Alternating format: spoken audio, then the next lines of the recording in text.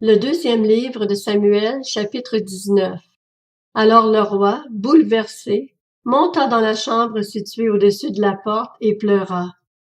Il disait tout en marchant, « Mon fils Absalom, mon fils Absalom, si seulement j'étais mort à ta place. Absalom, mon fils, mon fils. » On vint dire à Joab, « Le roi pleure et mène le deuil sur Absalom. » Ce jour-là, la victoire fut changée en deuil pour tout le peuple, car le peuple entendait dire, « Le roi est rempli de chagrin à cause de son fils. » Ce jour-là, le peuple rentra dans la ville comme un voleur, comme l'auraient fait des soldats honteux d'avoir pris la fuite au cours du combat. Le roi s'était couvert le visage et criait à haute voix, « Mon fils Absalom!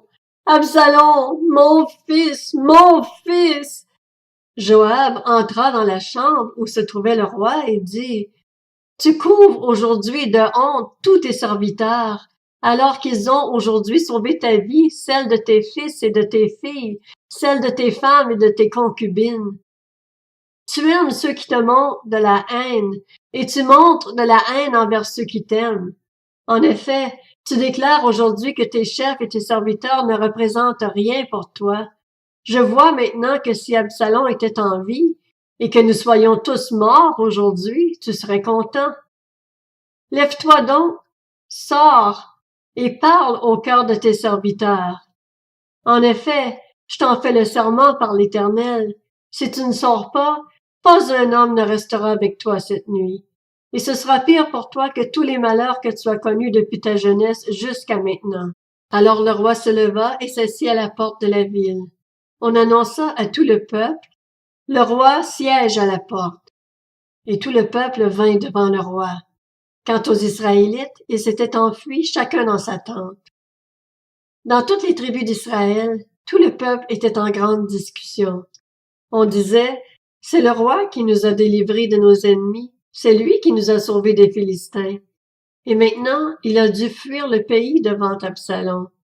Or Absalom, que nous avions consacré par onction, pour qu'il règne sur nous, est mort au combat. Maintenant, pourquoi ne parlez-vous pas de faire revenir le roi? » De son côté, le roi David envoya un messager dire aux prêtres Tsadok et Abiatar, « Parlez aux anciens de Juda, dites-leur, pourquoi seriez-vous les derniers à faire revenir le roi chez lui? » En effet, ce qui se disait dans tout Israël était parvenu jusqu'au roi chez lui. « Vous êtes mes frères, vous êtes faits des mêmes os et de la même chair que moi. Pourquoi seriez-vous les derniers à faire revenir le roi? » Vous direz aussi à Amasa, « N'es-tu pas fait des mêmes os et de la même chair que moi? Que Dieu me traite avec la plus grande sévérité, si tu ne deviens pas pour toujours chef de l'armée devant moi, à la place de Joab. » David gagna le cœur de tous les Judéens, comme s'il n'avait été qu'un seul homme, et ils firent dire au roi, « Reviens, toi ainsi que tous tes serviteurs. » Le roi revint, et il arriva jusqu'au Jourdain. Quant aux Judéens, ils s'étaient rendus à Gilgal pour aller à la rencontre du roi et lui faire passer le Jourdain. Shimei, fils de Guéra, le Benjaminite, qui était de Bachurim, s'empressa de descendre avec les Judéens à la rencontre du roi David.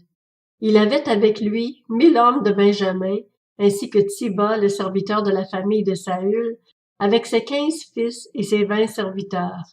Ils se précipitèrent vers le Jourdain à la rencontre du roi. Le bateau destiné au transport de la famille du roi, et à ce qui lui paraissait bon, faisait la traversée. Au moment où le roi traversait le Jourdain, Shimei, le fils de Guéra, se prosterna devant lui et lui dit, « Que mon Seigneur ne tienne pas compte de ma faute, qu'il oublie la mauvaise conduite de ton serviteur, le jour où mon Seigneur le roi a quitté Jérusalem, que le roi ne la prenne pas à cœur.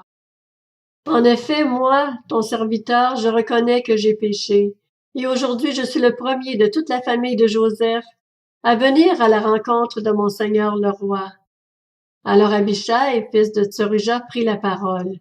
Il dit, « Shimei ne doit-il pas mourir pour avoir maudit celui que l'Éternel a désigné par onction? » Mais David dit, « Qu'ai-je à faire avec vous, fils de Tsurja? Et pourquoi êtes-vous aujourd'hui mes adversaires? Devrait-on faire mourir un homme en Israël aujourd'hui? N'ai-je donc pas la certitude que je règne aujourd'hui sur Israël? Puis le roi dit à Shimei, tu ne mourras pas, et il lui en fit le serment. Mephibosheth, le petit-fils de Saül, descendit aussi à la rencontre du roi. Il n'avait pas soigné ses pieds, fait sa barbe, ni lavé ses habits, depuis le jour où le roi était parti, jusqu'à celui où il revenait en paix.